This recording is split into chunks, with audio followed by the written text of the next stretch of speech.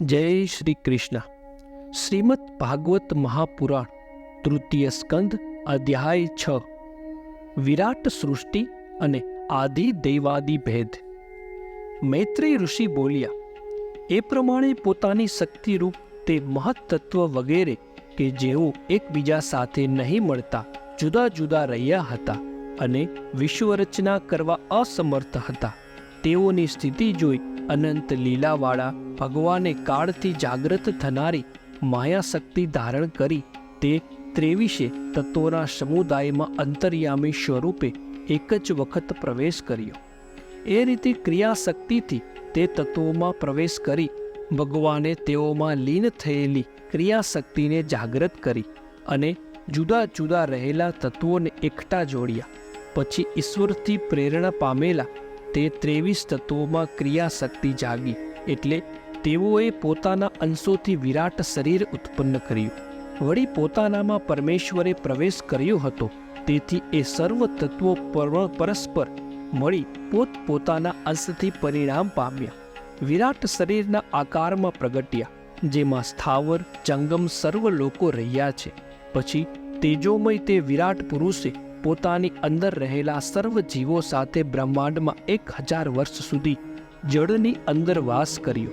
પછી જગતને સર્જનારા પૂર્વોક્ત તત્વોના કાર્યરૂપ વિરાટ પુરુષે જ્ઞાનશક્તિ, ક્રિયાશક્તિ તથા ભૌક્યતૃ શક્તિ યુક્ત હોય પોતે જ પોતાના એક રૂપ 10 રૂપે ને 3 રૂપે વિભાગ કર્યા.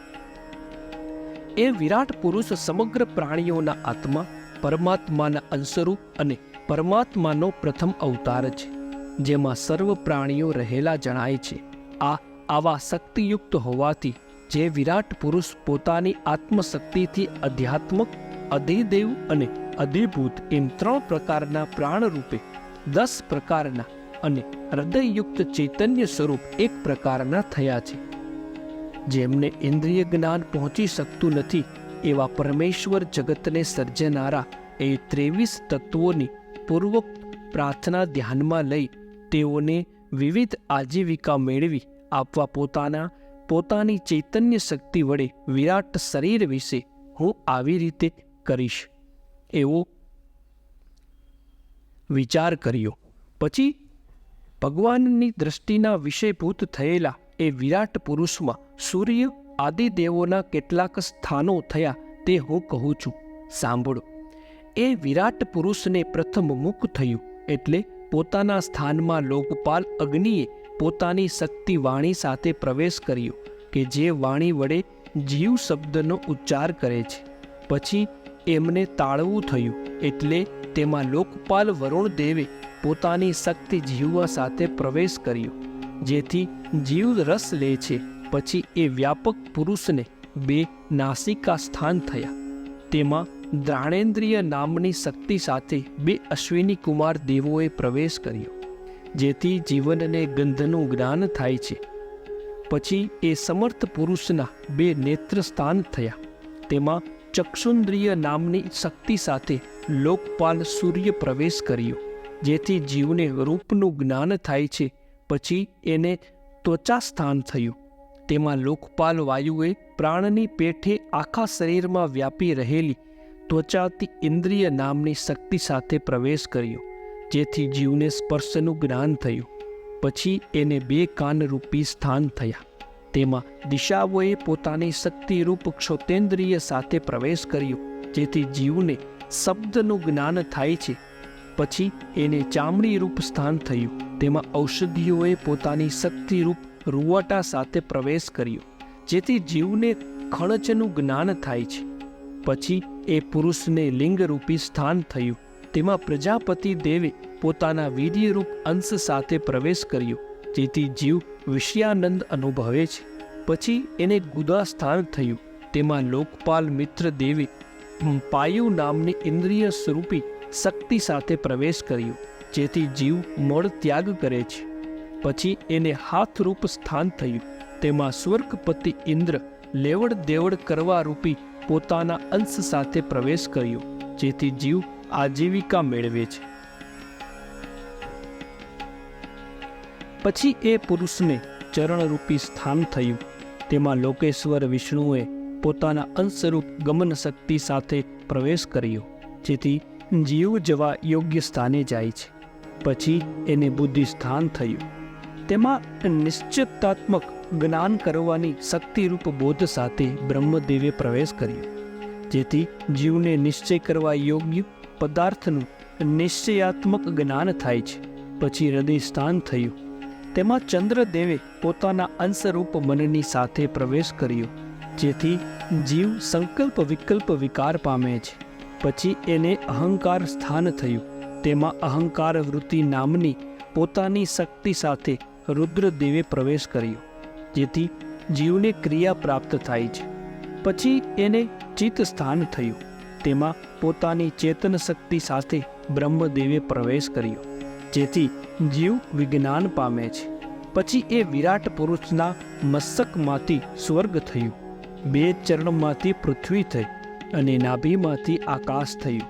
તેઓમાં 3 ગુણોના પરિણામ રૂપ દેવો, મનુષ્ય વગેરે દેખાય છે. દેવોમાં સત્વગુણ અધિક છે, તેથી તેઓ સ્વર્ગમાં વસ્યા, અને યજ્ઞ વગેરેથી વ્યવહાર કરનારા મનુષ્યો તથા તેઓના સાધનરૂપ ગાય, ઘોડા વગેરે પ્રાણીઓ રજોગુણી સ્વભાવને લીધે પૃથ્વી પર વસ્યા. તેમ રુદ્રના પાર્ષદ, ભૂત વગેરેના સમુદાયો ત્રીજા ત્રમોગુણી સ્વભાવને લીધે તથા પૃથ્વીની વચ્ચે ભગવાનની નાભિરૂપ આકાશમાં વસ્યા. હું કુરુક્ષેત્ર વિદુરજી એ વિરાટ પુરુષના મુખમાંથી વેદો ઉત્પન્ન થયેલા હોવાથી જ બ્રાહ્મણ વર્ણોમાં મુખ્ય તથા ગુરુ રૂપે ગણાય છે. સર્વનું પાલન કરવા રૂપ ક્ષાત્ર વૃત્તિને અનુસરનારા ક્ષત્રિયો એ વિરાટ પુરુષના બાહુમાંથી ઉત્પન્ન થયા. એ ક્ષત્રિયો વિષ્ણુના અંશરૂપ હોય ચોર વગેરેના ઉપદ્રવોથી સર્વ ગુણોની રક્ષા કરે છે.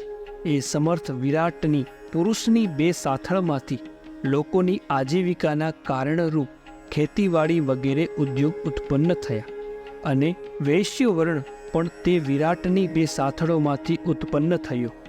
તે ખેતીવાડી રૂપ પોતાની આજીવિકા વડે સર્વ લોકોની આજીવિકા સિદ્ધ કરે છે.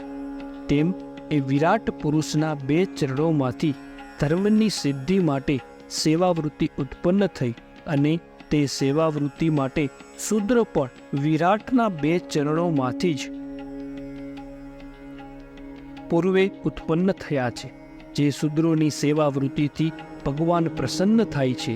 પૂર્વભુક્ત આ વર્ણો ચિત્તશુદ્ધિ માટે પોતપોતાના ધર્મોથી પોતાના ગુરુ શ્રી હરિનું શ્રદ્ધાપૂર્વક પૂજન કરે છે, કારણ કે પોતપોતાની આજીવિકા સાથે તેઓ હરિથી જ ઉત્પન્ન થાય છે. હે વિદુરજી, કાળ, ધર્મ અને સ્વભાવરૂપ શક્તિવાળા ભગવાનની યોગ માયાના બળથી આ વિરાટ સ્વરૂપ ઉત્પન્ન થયું છે. તેથી એ વિરાટ સ્વરૂપને સંપૂર્ણ વર્ણન કરવાની ઈચ્છા પણ કોણ કરી શકે? તો પણ હે વિદુરજી, શ્રી હરિથી ભિન્ન બીજા વિષયોનું વર્ણન કરવાથી મલિન થયેલી મારી વાણીને પવિત્ર કરવા મેં ગુરુ મુખે જે પ્રમાણે સાંભળેલ છે, તે પ્રમાણે મારી બુદ્ધિ અનુસાર શ્રી હરિની કીર્તિ હું તમને કહીશ.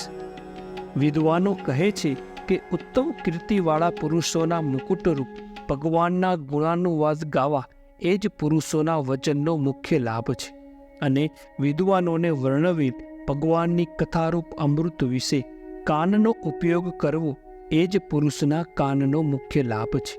હે વત્સિત, આદિ કવિ બ્રહ્માએ હજારો વર્ષોના અંતયુગથી પરિપક્વ થયેલી બુદ્ધિથી પણ શું પરમાત્માનો મહિમા જાણ્યો છે? અર્થાત નથી જ જાણ્યો. માટે ભગવાનની માયા તો માયાવી પુરુષોને પણ મોહ પામનારી છે. પરમાત્મા પોતે પણ પોતાની એ માયાની ગતિને જાણતા નથી, તો બીજાઓ તો ક્યાંથી જ જાણે? જેમને જાણવા તત્પર થયેલા વાણી અને મન પણ તેમને જાણ્યા વિના જ પાછા ફરે છે. એટલું જ નહીં, પણ અહંકારના અધિષ્ઠાતા રુદ્રદેવ અને તે ઇન્દ્રિયોના અધિષ્ઠાતા બીજા દેવો પણ જેમને જાણી શકતા નથી, તે ભગવાનને નમસ્કાર જ હો. શ્રીમદ ભાગવત મહાપુરાણ તૃતીય સ્કંદ અધ્યાય 6 સમા. જય શ્રી કૃષ્ણ.